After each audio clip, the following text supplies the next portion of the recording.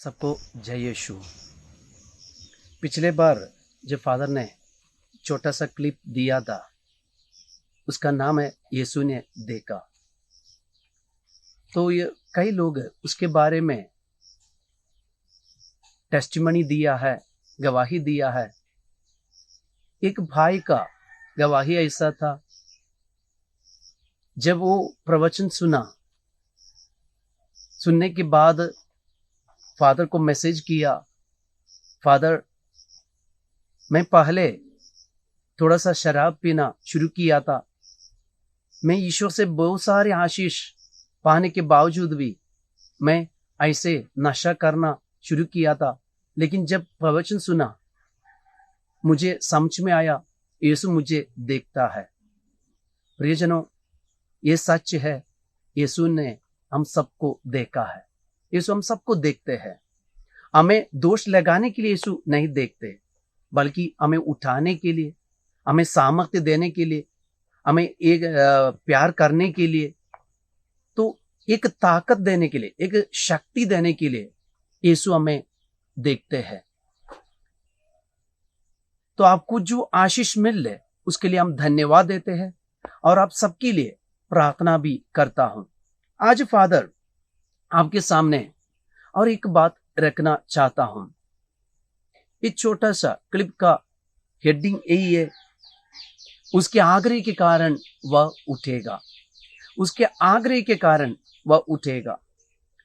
संत लूकस का सुसमाचार अध्याय 11 वर्ष 5 से लेकर 8 तक यीशु प्रार्थना के बारे में कुछ कहते हैं।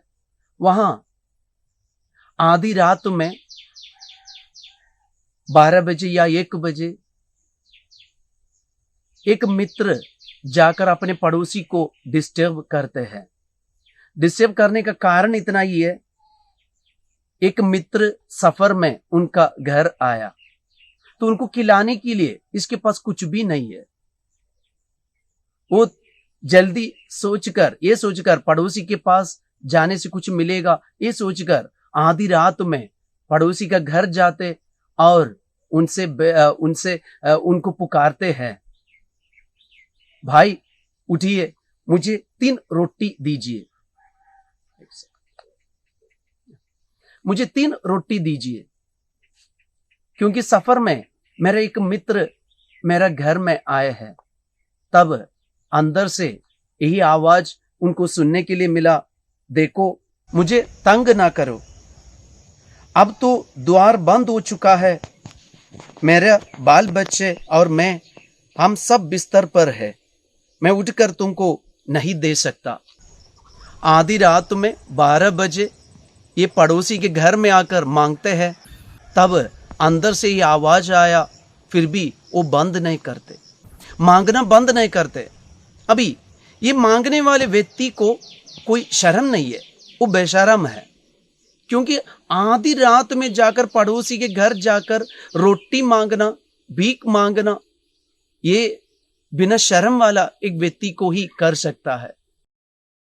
ग्रीक शब्द में ये आग्रह और ये जबरदस्ती, इसका एक शब्द दिया है। वहां लिखा है अनैदिया। अनैदिया मतलब बेशरम, बिना शर्म वाले और निर्लज्ज व्यक्ति। तो आज हम देखते हैं ये बेशरम व्यक्ति रात में 12 बजे अपने पड़ोसी के घर जाकर अपने मित्र के लिए 3 रोटी मांगते हैं। उनको खटखटाने में कोई शर्म नहीं, घुटने टेकने में कोई शर्म नहीं, और आवाज देने में कोई शर्म नहीं, और मांगते रहने में उनको कोई शर्म नहीं। इसलिए वो अपने पड़ोसी के घर जाकर 3 रोटी के लिए मांग करते हैं। अंदर से उनको एक आवाज मिला है। तो उसके बाद ये सुनने के बाद भी ये पीछे जाने के लिए, पीछे हटने के लिए तैयार नहीं है। ये देखकर यीशु आगे कहते हैं, यीशु ने कहा, मैं तुमसे कहता हूं, वह मित्रता के नाते भले ही उठकर उसे कुछ ना दे, किंतु उसके आग्रह के कारण वह उठेगा और उसकी आवश्यकता पूरी कर देगा। उसके आग्रह के कारण वह उठेगा और उसकी आवश्यकता पूरी करेगा। प्रिय भाई और बहन, आग्रह के कारण वह उठेगा। आज हमारे अंदर प्रार्थना का ये क्वालिटी होना जरूरी है। मांगने में कोई शर्म नहीं होना, खड़खड़ाने में कोई शर्म नहीं होना, आधी रात में उठकर मांगने में कोई शर्म नहीं होना, क्योंकि यीशु ने वायदा किया है वह अपने मित्रता के नाते भले ही उठकर उसे कुछ ना दे, किंतु उसके आग्रह के कारण वह उठेगा और उसकी आवश्यकता पूरी करेगा। आज हम रात में उठने वाले एक व्यक्ति बन गए, आग्रह के कारण हम उठने वाले एक व्यक्ति बन गए। यह सच है, यीशु हमारी आवश्यकता पूरी करेंगे।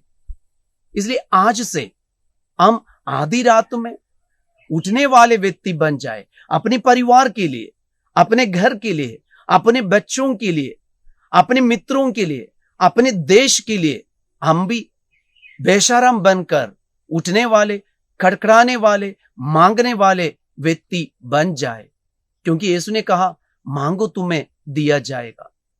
तो ईश्वर को अगर जानना चाहते तो बेशरम बनकर घुटने टेकने के लिए तैयार होना। अगर ईश्वर को हम जानना चाहते तो निर्लज्ज होकर मांगने वाला बनना। अगर हम ईश्वर को जानना चाहते और ईश्वर की आशीष पाना चाहते और हमारी आवश्यकता हम पूरा होकर देखना चाहते तो बेशरम बनकर जीना है। तभी ईश्वर हमारी आशीष पूरा करेंगे, हमारा आग्रह पूरा करेंगे, क्योंकि यीशु ने वायदा किया है उसके आग्रह के कारण वह उठेगा और उसकी आवश्यकता पूरी कर देगा। हम भी आज से प्रार्थना करने वाले बन जाए। यीशु ने कहा मांगने वालों को मेरे पिता पवित्र आत्मा क्यों नहीं देगा? यीशु देगा। आज हम सब चाहते हैं मेरा पापा हमेशा मुझे प्यार करे, मेरी मम्मी हमेशा मुझसे दयालु बने और मेरे अधिकारी लोग मेरे ऊपर दयालु बने।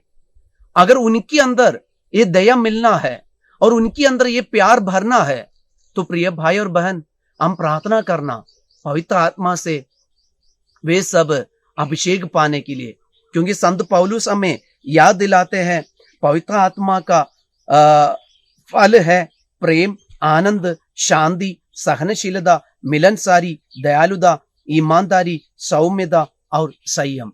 अगर ये गुण मेरे घर में, मेरे माता पिता के जीवन में और मेरे जीवन साथी में, मेरे बाल बच्चों में होना चाहिए, तो हम भी बेशरम बनकर मांगने के लिए तैयार होना, खड़खड़ाने के लिए तैयार होना। जरूर ईश्वर हमारी आवश्यकता पूरी करेंगे। तो ईश्वर आपके घर में ये वचन आज ही पूरा कर दे।